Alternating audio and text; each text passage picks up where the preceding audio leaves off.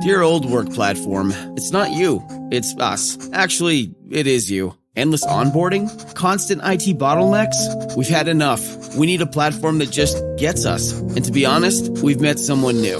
They're called Monday.com, and it was love at first onboarding. Their beautiful dashboards, their customizable workflows got us floating on a digital cloud 9. So no hard feelings, but we're moving on. Monday.com, the first work platform you'll love to use. I can say to my new Samsung Galaxy S25 Ultra, hey, find a keto-friendly restaurant nearby and text it to Beth and Steve. And it does without me lifting a finger. So I can get in more squats anywhere I can. 1, 2, 3. Will that be cash or credit? Credit. 4. Galaxy S25 Ultra, the AI companion that does the heavy lifting so you can do you. Get yours at Samsung.com. Compatible with select apps. Requires Google Gemini account. Results may vary based on input. Check responses for accuracy. This episode is brought to you by Factor, America's #1 ready-to-eat meal service. Factor's fresh, never-frozen meals are dietitian approved and ready to eat in just 2 minutes. Choose from 40 weekly options across 8 dietary preferences like Calorie Smart, Protein Plus, and Keto, which can help you lose up to 8 pounds in 8 weeks. Get started at factormeals.com/factor50off to get 50% off plus free shipping on your first box. Weight loss with Factor Keto based on a randomized controlled clinical trial. Results will vary depending on diet and exercise. Welcome to the New Books Network. Hi everyone, I'm Garima and today we'll talk about Musa al-Gharbi's We Have Never Been Woke. Hi Musa, how are you doing today? I'm great. Thanks for having me. So can you share a bit about yourself and the book? Sure. So I'm a sociologist by training. I'm now in the School of Communication and Journalism at Stony Brook University. I had kind of a weird past through academia. I started at community college and I went to school kind of off and on while I was figuring out what to do with my life. Had a bunch of different visions of what that might be. I taught for a little while at the University of Arizona after I got my master's degree in philosophy. I was teaching political science classes because I had so initially when I started school, I had planned to study things like metaphysics and things like this while I was a philosopher. But I had a twin brother and he was killed in Afghanistan. And in the aftermath of that, I realized that kind of politics was more important than I thought and was important in different ways than I thought. So I kind of shift my focus to focus initially on international affairs and national security issues. And so after I got my master's in philosophy, I shifted my focus to applied social epistemology. So like, what do we know in virtue of what? And then I got canceled by Fox News when I was teaching political science, and I ended up losing that job. And then through a series of weird events, I ended up failing upwards and ended up at a PhD program in at Columbia University in the Department of Sociology, and as a tenure-track professor now. And it was really my time in Manhattan, moving from this sort of small military community where I lived my whole life to moving to the Upper West Side of Manhattan, just as Trump got elected. That was like a big culture shock, and me trying to figure out basically like what's going on here was kind of the impetus for the book, as I talk about a bit in the introduction. Right. So one of the main ideas in your book is symbolic capitalism. So can you share a bit about that for our audience? Sure. So symbolic capital is an idea that was formulated by sociologist Pierre Bourdieu. And under his formulation initially, he came up with, so basically what symbolic capital is it's the different ways that people get other people to do what they want without coercing them, without forcing them to do what you want, and the ways that people convince others that various forms of inequality are actually legitimate or normal or justified. So people follow you because they think they should, they defer to you because they think it's appropriate. And so symbolic capital is one of the main ways that inequalities are legitimized and kind of reproduce themselves over time. And so Bourdieu came up with 3 different forms of symbolic capital in his initial formulation. So he had academic capital, which is like capital that people have on the basis of things like their credentials or association with knowledge economy institutions. So I'm a professor of sociology, or I'm an expert in international affairs, or I went to Harvard, or, so on and so forth. So these are ways of getting other people to listen to you because you know more, because you have information that they don't have or skills that they don't have, and so on and so forth. The second form that he came up with was political capital. So that's getting people to listen to you or defer to you on the basis of the position that you hold within an organization, or on the basis of your reputation as a good leader. So this is a competent person, they get stuff done, they have a strong track record, or they're the manager or something like that. So political capital is the form of symbolic capital that has people listen to you on those bases. And then finally, he came up with a third one, which is cultural capital, which is the kind of deference that people get on the basis of seeming interesting or sophisticated or cool or things like this. So when cultural capital is at play, people do what you want them to do because they really want to impress you, or they want to be kind of proximal to you, or they want you to think positive things about them and want to associate with them. So collectively, he said, these different forms of symbolic capital kind of shape who's perceived as insiders or outsiders, geniuses or hacks, legitimate rulers, or kind of people who are imposing on other people. And in the book, I came up with one more form of symbolic capital that's really unique to a lot of knowledge economy professions, and I call that totemic capital.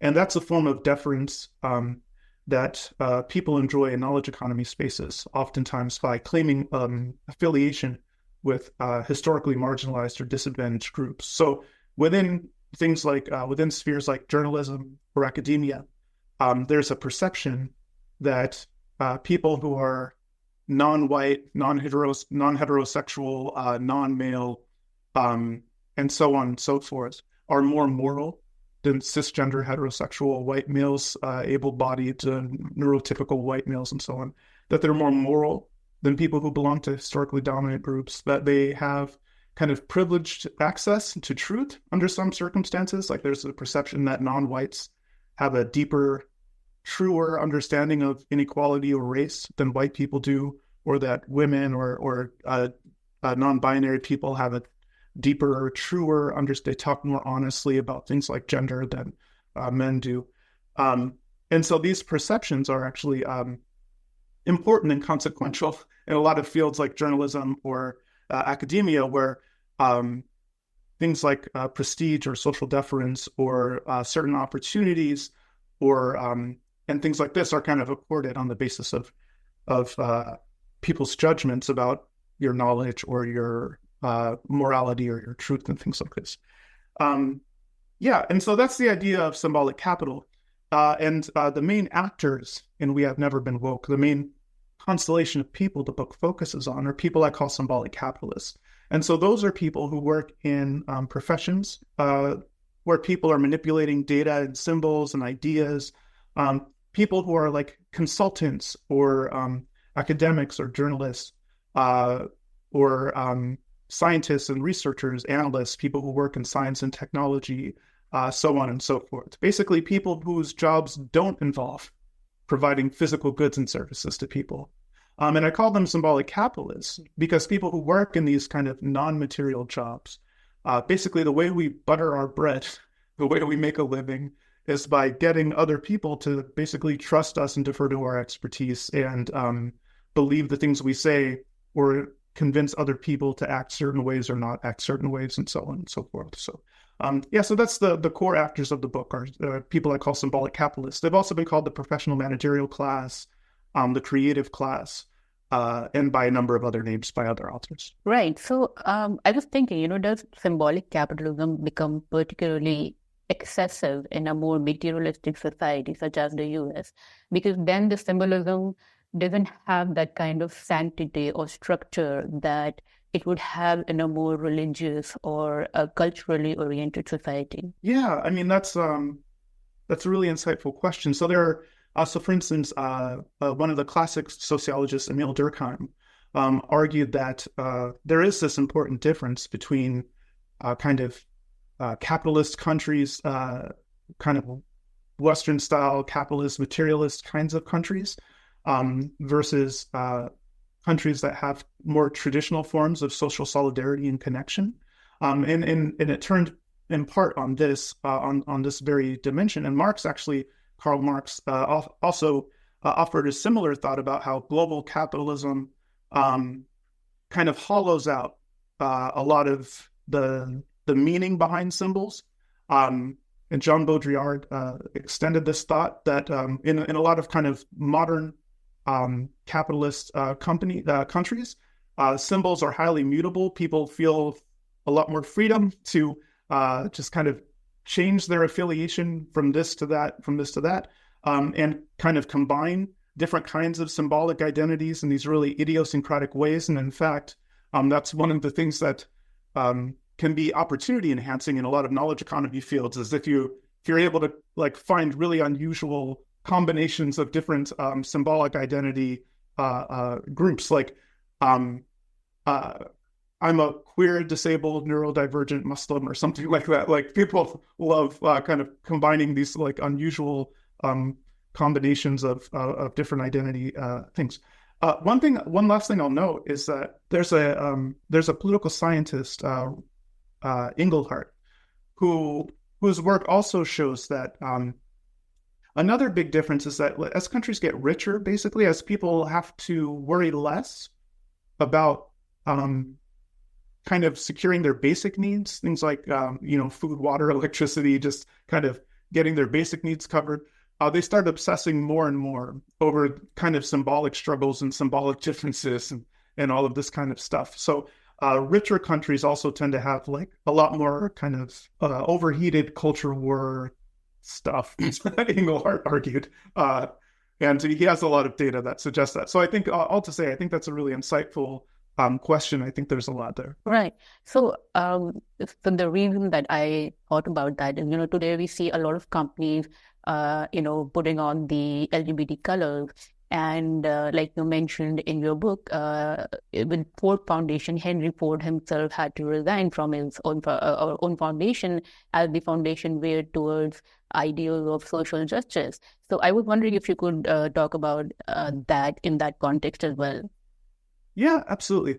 So the case of the Ford Foundation is really interesting, and I mentioned it in the book in part because one kind of move that a lot of symbolic capitalists make. So people who work in the knowledge professions, again, people who are like doctors, lawyers, consultants, journalists, bureaucrats, so on and so forth, they tend to make a lot more money than most Americans, and they enjoy a lot more prestige, and a lot more comfortable lives, better working conditions, and so on and so forth. By almost any measure you look at, they're elites. But we aggressively refuse to think of ourselves as elites. We think of ourselves as the people checking the elites, holding the elites to account, and so on and so forth. And we often, when we talk and think about social problems, we focus on the millionaires and the billionaires, and we kind of present ourselves as these kind of poor, helpless cogs, like who are just being, blown around despite our good intentions. There's just nothing we can do. Okay. So I think the Ford Foundation case is just a really interesting counterbalance to those kinds of narratives. So what happened in the case of the Ford Foundation is the Ford Foundation was created, of course, by Henry Ford and his son Edsel Ford. And the idea behind the Ford Foundation was that they would fund things like basic science and medical research in Detroit, which is where Ford Motors was initially based, and the kind of surrounding area. But over time, as the foundation grew, and more and more and the kind of administrative ranks expanded ever more, as there were more and more symbolic capitalists making decisions about allocations.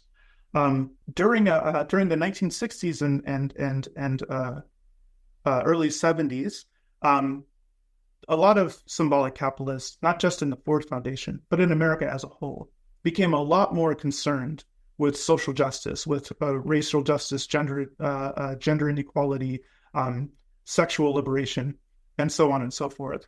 And they became actually a lot more oriented towards socialism in this period. They became very critical of capitalism and the capitalists and all of this.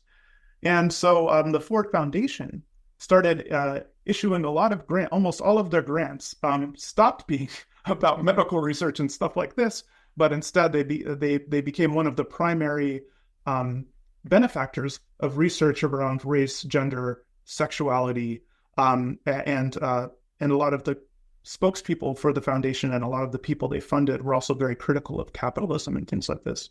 And this annoyed Henry Ford's son, Henry Ford II, who took over the foundation, who was the formal, the kind of the board chair of the foundation after the people who started it kind of stepped back or died. And so Henry Ford II tried to kind of push back against this shift within the foundation and its priorities. And you would think, oh, okay, well, it's his foundation. Technically, it's in his name. He's a super rich billionaire. Of course, he's going to be able to just roll over these bureaucrats and impose his will on them. How could they stop him? It's the Ford Foundation.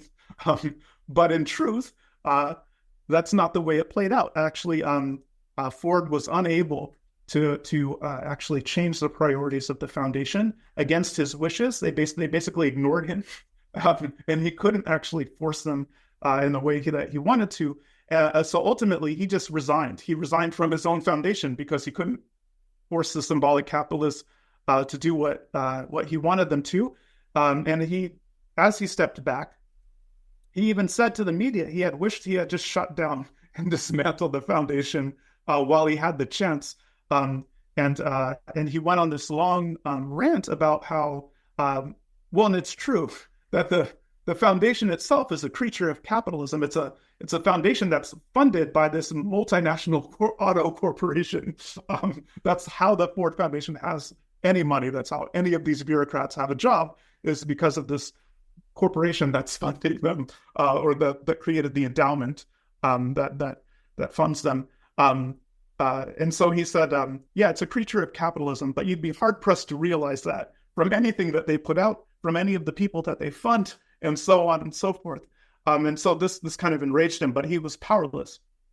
And in fact, after he resigned, now his son, Henry Ford III, is now involved with the Ford Foundation again. He was recently folded back into the foundation, but only on the condition that he kind of embraces their priorities with respect to race, gender, sexuality, and so on. And so he explicitly basically just conceded that this is kind of what the foundation is about these days. So the Fords went to war with the bureaucrats in their own foundation, and they lost. And so I think this is a nice illustration of how it's absolutely the case that people who work in the symbolic professions often are, in a deep sense, dependent on the super rich, the millionaires and the billionaires. And a lot of the things we do on their behalf. But that's not the whole story. If we to the extent that we focus on that and we miss the actual power that we wield on society, and we pretend to be these kind of helpless cogs being blown around, then we actually miss important insights about why the world looks the way it does, who actually benefits from the prevailing order and how. And so that's why I brought that's why I leveraged the example of the Ford Foundation. But I do think it's like really instructive about some of these differences between power and class and things like this within institutions. Your snacking routine can get a little dull. Time for an Oikos remix or Light and Fit remix. Like a crunchy storm of sea salt praline pretzels, dark chocolate, and butter toffee, showering down into a smooth, creamy yogurt. Enjoy 6 remix varieties, 3 Epic Complete Protein Oikos remix options, or 3 craveable Light and Fit remix options. See remixyogurt.com. Your data is like gold to hackers. They're selling your passwords, bank details, and private messages. McAfee helps stop them. Secure VPN keeps your online activity private. AI-powered text scam detector spots phishing attempts instantly. And with award-winning antivirus, you get top-tier hacker protection. Plus, you'll get up to $2 million in identity theft coverage, all for just $39.99 for your first year. Visit McAfee.com. Cancel anytime. Terms apply. Right. So it's very interesting that you say that symbolic capitalists wield a certain power, and yet what we see today a lot is this, throwing around of the word trauma, which you mentioned in your book wasn't embraced widely until Vietnam War itself. So I was wondering if you could talk about, that, like how trauma as a word became a part of language, daily language in the American public discourse, and how that sort of created this victimhood culture that also went with the, excesses of the symbolic capitalism. Yeah. So the idea of trauma, as you pointed out, it didn't really become even around the time of World War I, as you know, trauma wasn't taken very seriously. So when soldiers were returning from war and they had experienced what we would today call post-traumatic stress disorder, but was called shell shock, a number of other things at different points. People didn't take it seriously. They thought that this was soldiers kind of basically lying to get out of war, or that it was a product of basically weak, effeminate men who couldn't hold themselves together in conflict like real men could, and things like this. And so things like post-traumatic stress disorder, or the idea of trauma in general, was not taken seriously. People just assumed that they were lying, or that it was a fault of weak constitutions. This started to change during the Vietnam War era. And the reason it started to change is because a lot of psychologists were against the war.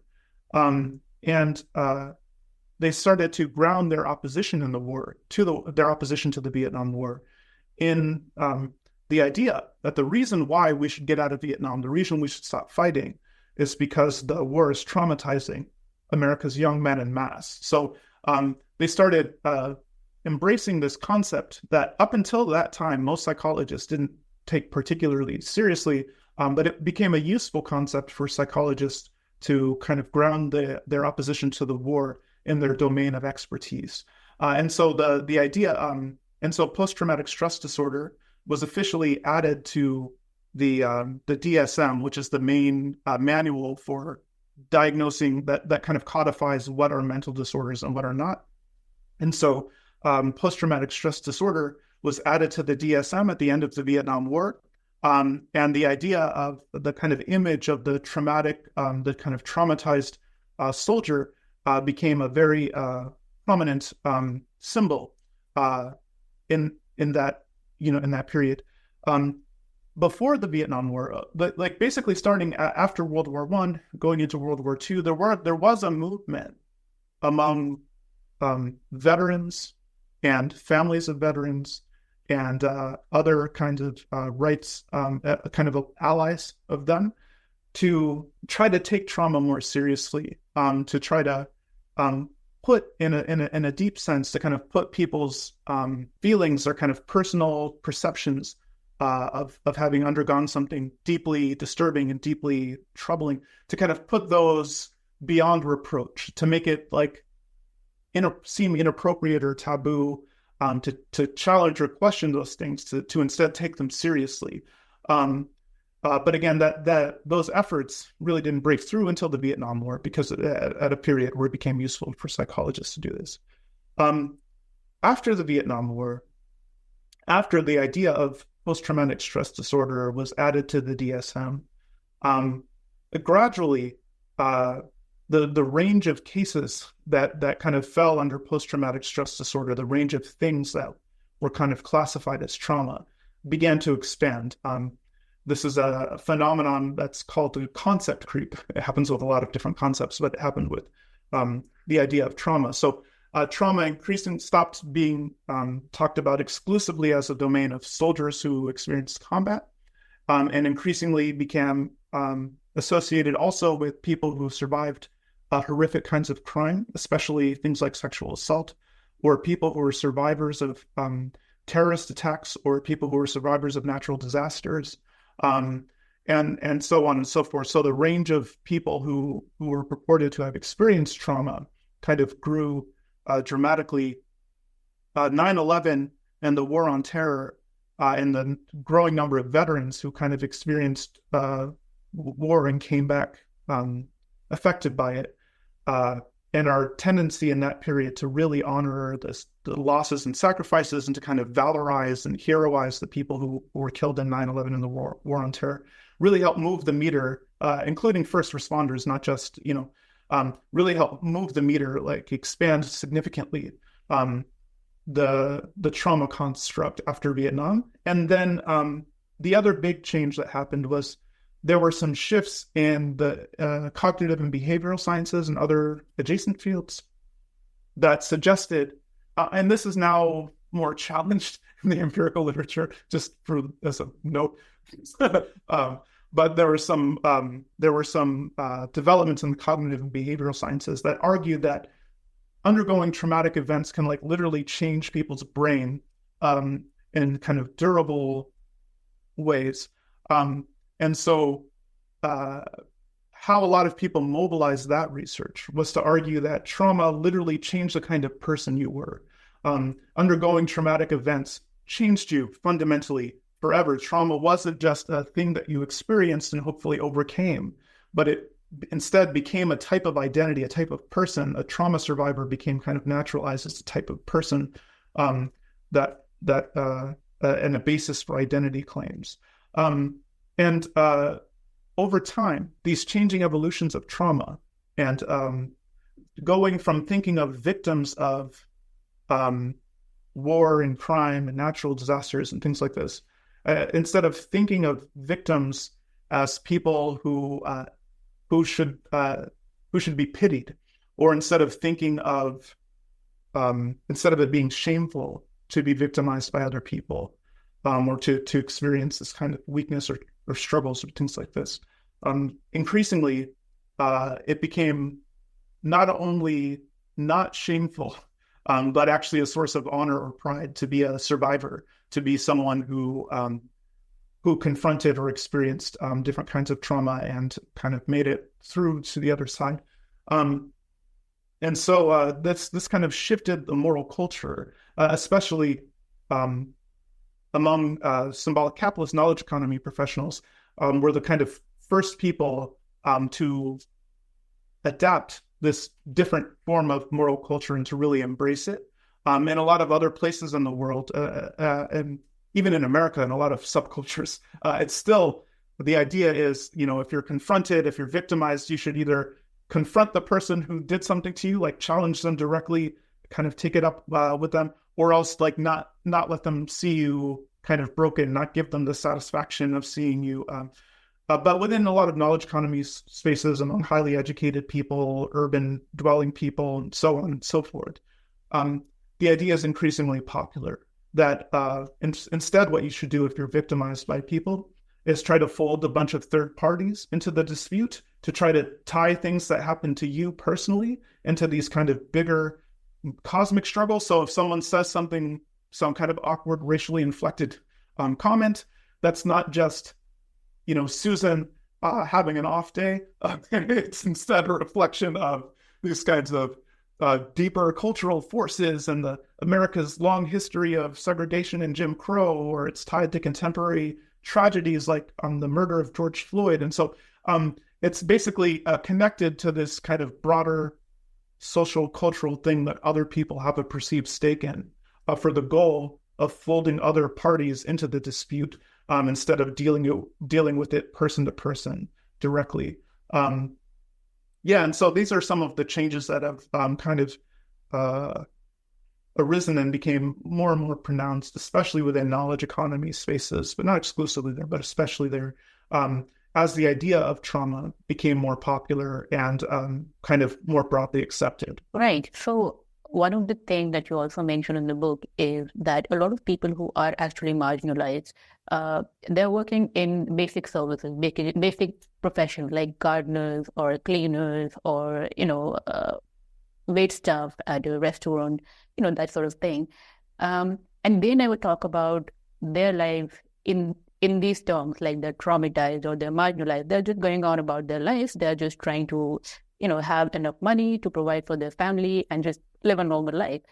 So I was wondering, this whole dynamic of using this sort of language, using this sort of victimhood culture? Is it more particular to American social activism, which then filters out to the rest of the world?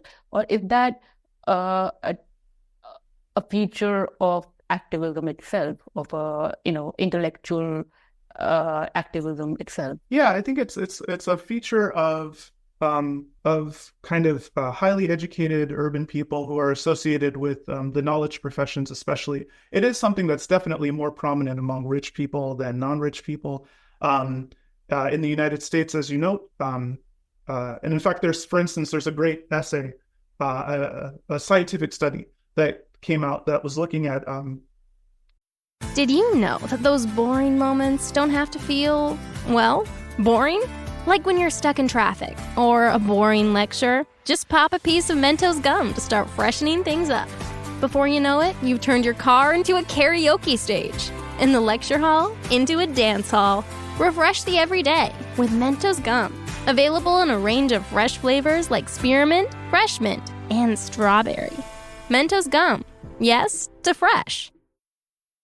When people apply to college, who is it that when they apply to college, they, in their college admissions essays, they spend a lot of time talking about having overcome race-based disadvantage or gender disadvantage or sexuality discrimination and so on and so forth. It turns out that it's Americans who make over $100,000 a year or more who are most likely to talk about having overcome those kinds of disadvantages. People who are poorer are more likely to, one, not think it would really help them to talk about different kinds of persecution that they faced or different kinds of challenges they had to overcome or growing up in poverty and stuff like that. They don't think it sometimes even feels shameful or kind of weird or gross to talk about that kind of stuff.